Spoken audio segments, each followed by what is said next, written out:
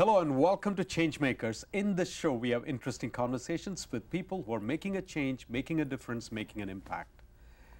Of the 7 billion people on this planet, half of them live on less than $3 a day. And Svetha Janumpali, founder CEO of New Incentives, believes she can make a difference.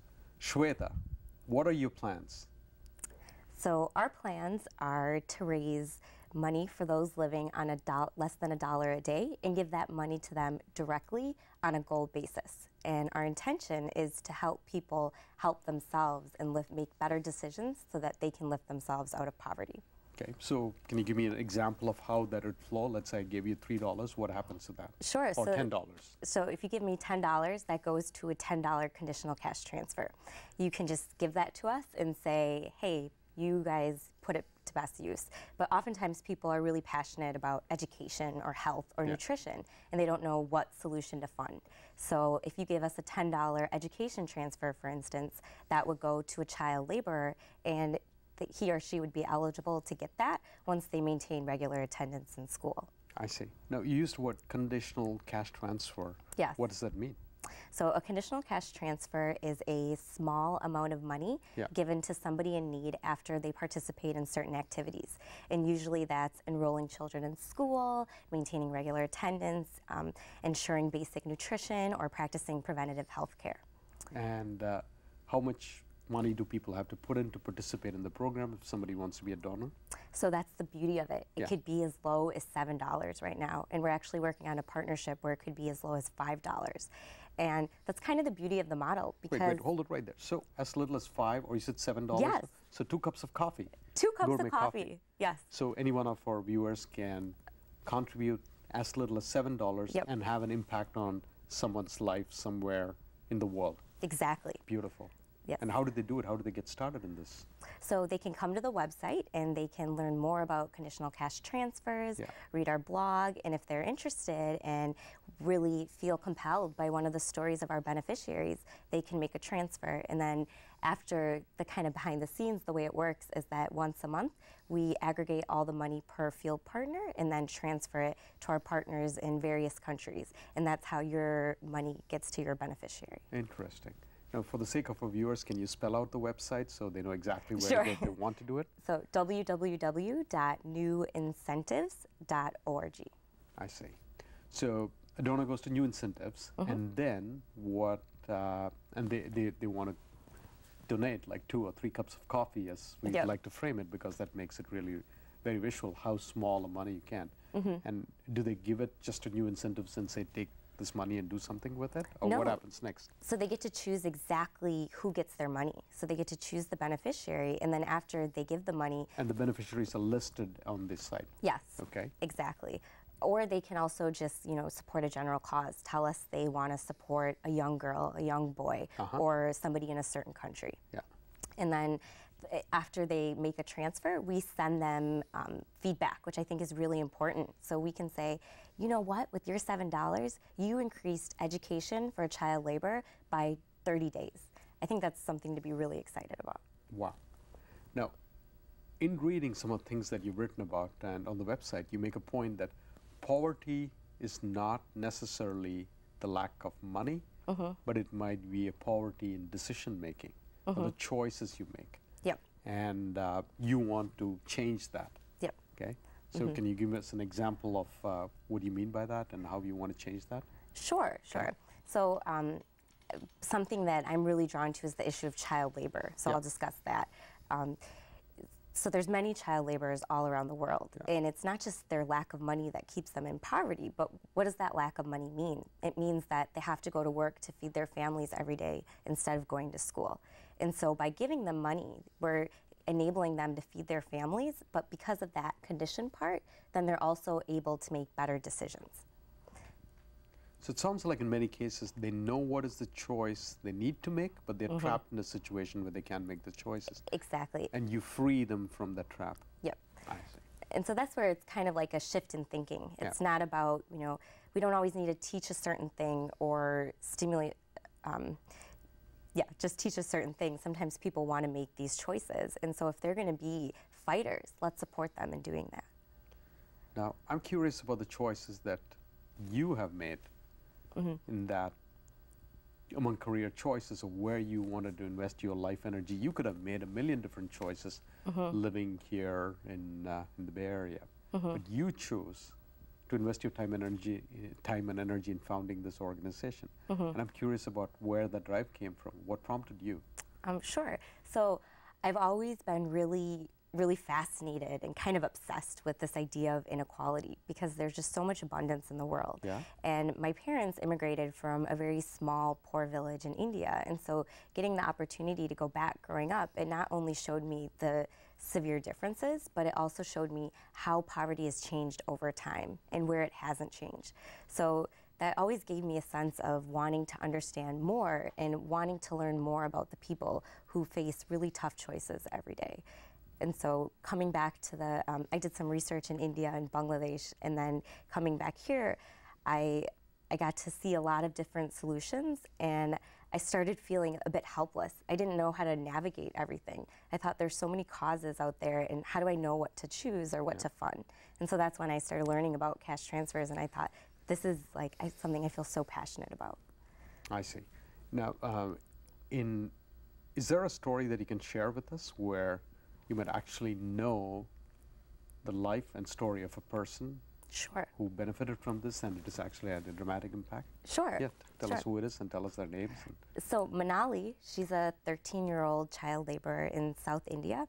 Her father abandoned her family a couple years ago, and now her mother, who's a domestic servant, must support her and her older brother, and she only earns $26 a month. And $26 a month. $26 a month, and she works more than 8 hours a day. And so now, for the first time, Manali is able to go to school because one of our users, David Boyer, made a transfer of $9 to Manali. And she's only eligible for that transfer when she maintains regular attendance in school. So now Dave, with $9, was able to change her life completely. So Dave with $9 is able to put Manali in school for how long? For 1 month. And again, I keep going back to this coffee metaphor because I find it so very powerful. 3 cups of coffee can keep Manali in school till she graduates. Exactly. Incredible. And so it's even better than that. So our hope is that you come to the website and you make a transfer to Manali for 1 month. And then you see the feedback and what happens. And then you decide to keep supporting Manali over time for free through earning free donation dollars, which is what we call them, by doing your online shopping through Amazon or Old Navy or maybe Travelocity, which costs you absolutely nothing at all except 1 extra click. And how does it work? You said I could be shopping for Christmas and having an impact on someone's life? Exactly. So what do I do? So you can give a double gift, a gift of good and goods. Brilliant. Yes. Yeah. So you would go. So I could shop without a guilt for a change. Yes, exactly. Exactly. So you would just come to the website, log in, and then go on our My Shopping tab and just click on your desired logo or store, and it will redirect you to that page. And then we've developed technology so that earns you free donation dollars. We essentially earn a percentage of your purchase price. And for the shopper, it is he or she pays the same price as going directly to the website of one of those organizations. Okay. Now going back to Manali's example and Dave's example, is Dave also able to track the progress of that particular recipient? What do you mean by track? Track meaning he established some sort of relationship, I guess, or monitors or understands the progress of Manali going to school and when she graduates. Because one of the problems we find with many of these aid organizations is you donate a sum of money, but it's a bit amorphous. You don't know how it flowed through the system and reached somebody. Exactly. You just trust that it reached somebody. Exactly. And so that's the very definition of conditional cash transfers. There's this tool where you can track exactly, in the case of Dave, we can see exactly where his $9 went and what effect that had. And so it's kind of funny because those 3 words sound very confusing, but they're really simple. And it's kind of shocking that we don't plan more things based on that. It's really important to be able to see what impact your money has and where it goes. Yeah, which 3 words? Conditional cash transfers. Conditional cash transfer. Yeah, that sounded very technical and Wall Street-like, but when you explain it, it's a lot more. It is from the heart. Do you ever, Svetha, despair, much as your intentions are good and you want to do this, and say, said in the beginning, there are 3 billion people who live on less than $3 a day. To feel all this work that you're doing, Dave's $9 plus the things you're putting together is still a tiny drop in the bucket, that it's not going to make a dent in the universe? No, I believe the opposite. I believe there's nothing big that just ever happens, but it's a bunch of small things reaching this point and exploding. And so if we all kind of think that changing one life is never going to change billions, then I don't think anything will ever happen. Wow, that's very profound. So one thing I gathered from an earlier conversation with you is that you started this in India, again going back to that sense of gratitude towards this village that your parents came from, but have expanded to other countries around the world? Yes, so we currently operate in India, Bangladesh, Kenya, Nigeria, Guatemala, and Honduras.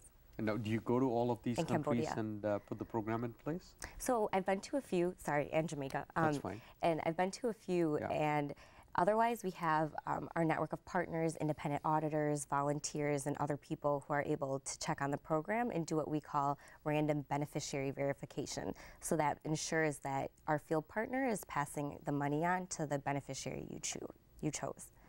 Okay. And so the kind of examples that you mentioned so far, one is around getting kids out of bonded labor and going back to school.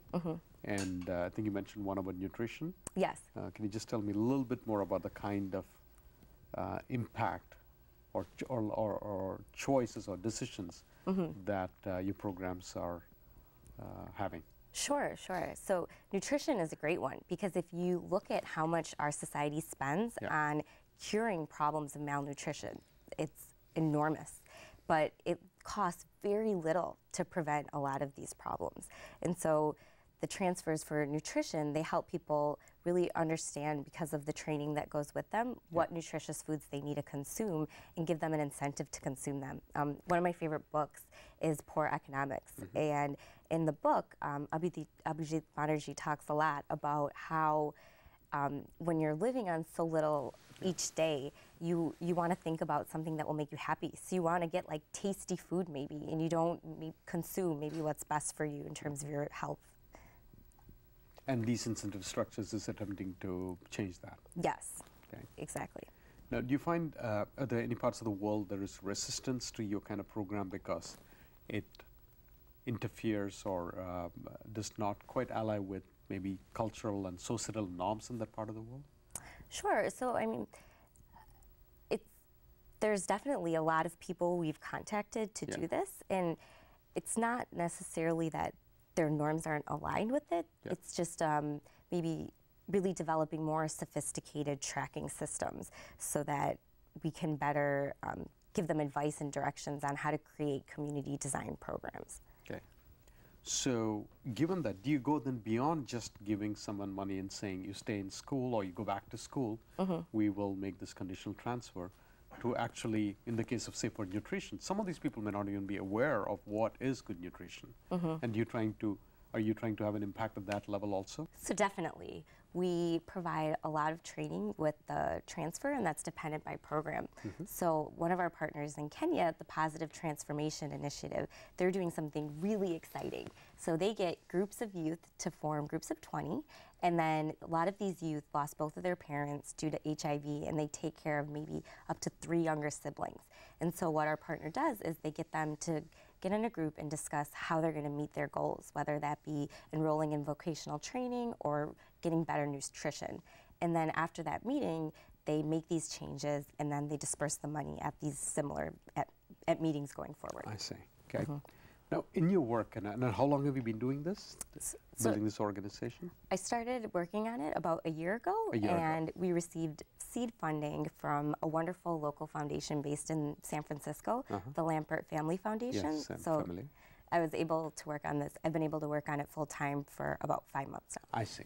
So during the course of this year, has there been a magic moment when you saw the impact of one of your funds and you stood back and said, wow, this has really been worth all my time and effort, and I feel really fulfilled? Tell us a story if you've... Yes, of course. So it's a story about a donor as well. Oh, yeah. So, you know, Tell us both, Sam, one of our users, he was looking at a transfer he made. He made a transfer to a child laborer in Bangladesh, and he wasn't able to see her picture because sometimes we have specific beneficiary information, sometimes it's just more general. And he was sitting down looking at a computer, and he said, wow, that's all that person made, you know, less than $7 a month. So my $7 can really put them in school. And I thought, like, that's what really keeps me up at night, is being able to, like, help people have those realizations, and then getting them to be happy and see the change that they can make on that person. That is amazing. Now, clearly, you've thought long and hard going beyond that 1 year of working with the organization. I'm sure you're thinking well into the future also. So, Svetha, if I met you 3 or 5 years from now, where would you have liked to take new incentives? Sure. So, hopefully, in 5 years, we will have raised many millions of dollars and funded many households. And so the vision for new incentives is to create a worldwide system where exploited people can get rewarded for making improvement. And really the goal is to change the current system where a few donors give to a few organizations, where donors give to millions and millions of individuals.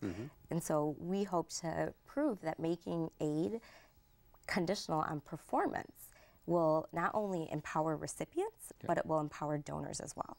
Okay. And truly it'll be like a grassroots organization that is global in its footprint, it sounds like. Yes. Okay. Now, I run into many people who all want to do something like this, but don't quite know where to start. And you've done this, you've proven that it can be done with very little resources. All you need is an aspiration. So what advice would you give to one of your viewers who's interested in building something like this or even getting involved? I think something I think about a lot and that I'm a little confused by is that the world is small enough that my everyday actions, the things I buy, you know, how much water I use or whether I drive a car can affect people all around the world. But at the same time, it's big enough that we've convinced ourselves that our actions can't go towards improving the lives of others. And so something Craig Newmark, co-founder of Craigslist, said is participate in small ways that are meaningful and do them frequently and then share them. And so that's really what helped me start something like this, because it reminded me that it's important to keep a big vision in mind so that you know what is meaningful, but then when you start to do things, take small steps every day and baby steps to make sure that you keep moving towards that vision. Yeah, it's like this quote from Mother Teresa that I read, that we may not be able to do great things in our life, but we can do small things with great love. Yes. Yeah. So what you're saying is that every little thing that's geared towards positive change actually makes a difference in the long run and in the larger world. Yes, because you can never really fully solve a problem, right? Yeah. Now, one of the things you said earlier in the interview was there is a lot of inequality in the world, and also you mentioned there is a lot of abundance in the world that is just not distributed. And I was wondering, do you have any thoughts on why is that the case? Why is there so much inequality? Why is there abundance that doesn't reach everyone equally? I think it goes into how we organize our society. It's very purposeful that people who want to be in control design certain systems so that things don't get distributed more equally. And do you sometimes run into like a frustrating or angry experience about that and want to shake your fist at the situation and immediately unravel it? Sure, all the time. I get angry and then I use that anger to work on new incentives. I see. How do you find the people to work with you? I mean, clearly this is like very inspirational, but it's a volunteer organization, and much as people may want to help out and join in actually administering and running the organization, they may not have the time. And how do you source the people who help you with this? Because I saw that you have a fairly large team that's been built up. Yeah, so with our funding, we're able to actually pay people, so it's not all volunteers. But the way that I met them is just by really talking about this and finding people who were passionate about these issues. And that's what I've realized. It's really hard to keep. When I first started working on this, I thought, how am I going to find people with all these skills that I don't have? And instead of thinking how, I just started talking about this. And I found that people will gravitate towards something they're interested in. So the key is really putting yourself out there so that they can do that. Okay. And has someone been an inspiration or a mentor that led you to do this kind of work? Yes, this may sound a little silly, Sure. but my little nephew is a great inspiration. And I think, you know, children in general remind me that we're not all the experts. And Well, that is not silly. That's pretty striking. Usually people expect someone who's like years older than or lived in the past and accomplished a lot, yeah. and never the inspiration came from a nephew. So it's an even more interesting example, but go ahead. And I just find children so inspiring because they remind me that my goal every day shouldn't just be to learn something new, but Yeah. it should also be to identify something I don't know anything about and that might take a lot of time to learn about and might increase my tolerance.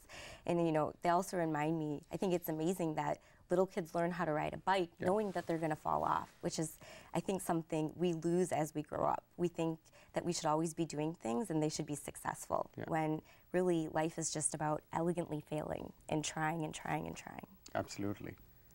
And so that cycle of trying, never giving up, and always doing it with joy is what inspired you to get into this kind of work and has been your role model hero? Definitely, definitely. Fantastic. Now, one of the things I've seen and heard and noticed that in this kind of work is that people at the grassroots level of receiving aid get inspired, motivated by others who are going through a similar situation and got further ahead. And that is Yes. the Grameen Bank model where they create. Yes. So in the work you're doing, do you create a similar kind of system as well? Yes, and, Okay. and the system we've created was deeply inspired by my time doing work with the Grameen Bank in Bangladesh. Oh, did you? Okay. Yes, I saw that microfinance has created this great thing, a Yes. platform where very poor people have been able to be exposed to the rest of society and also interact with each other. And so that's the reason why we don't just go with mobile technologies to make the the transfers directly to someone's bank account, Yeah. for instance, so that it creates that situation where people are getting together in groups and meeting in order to get the stipend or the transfer and talk about the conditions. I see. I'm curious about something, Shweta. So this kind of work that you're doing is still, I would say, operating on the fringe. Like it's a nonprofit organization that you founded, said, let's make a change and do it. Do you think, given that now you have a successful model, that this can now be brought into the mainstream? By, when I say brought into the mainstream, at least the core of our society is government and large corporations that run a lot of economic activity. Can conditional transfer and the social impact it has become part of those kind of organizations? Well, so right now, conditional cash transfers, that's how they're being run. Yeah. They can be found in dozens and dozens of countries, Yeah. and they're run by governments or huge organizations. And so is your question whether that can become mainstream as kind of mainstream philanthropy? No, can there be a Google of conditional transfer? Can there be, the government of India of conditional transfer, where the entire missionary is organized around, in your case, like moving the abundance towards having an impact on underserved populations? Well, I think that's what exists, but that's what governments are doing today. And I think that the criticism, they've been really great at doing that, Yeah. but there's criticisms on targeting and who gets what, and I think that's why this model has to come from the community, so that a community can say, what do people in our community need, and donors can respond to that. I see. Okay. Shifting to actually some of the donors who may want to participate in more active, what kind of advice do you have besides get started in terms of having a very deep involvement in the program? So I would say there's lots of things you could do. You could just come to our website and learn more, like I said, make transfers, talk about this idea, raise awareness on this new type of philanthropy where you're basing it on outcomes, not on hopeful solutions. Yeah. And we're looking for lots of volunteers to translate materials, to help us do blogging and all kinds of things. I see. Okay.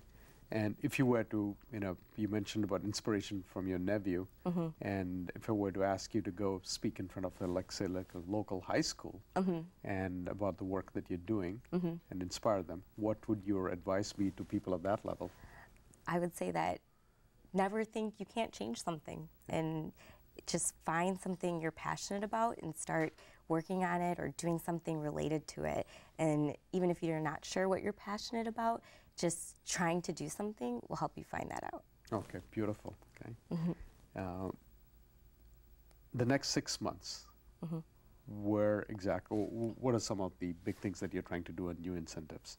Like in the short term, I did talk to you about a 3 or 5 year vision, but that's like a little bit out there, but there are some probably specific things that you're trying to do to scale the organization. Sure. I just want to hear a little bit about that. Sure. So over the next 6 months, we're really trying to get our story spread and refine our marketing strategy and raise $500,000 worth of transfers. Yeah. This has been amazing, Shweta, and the work that you're doing is highly inspiring.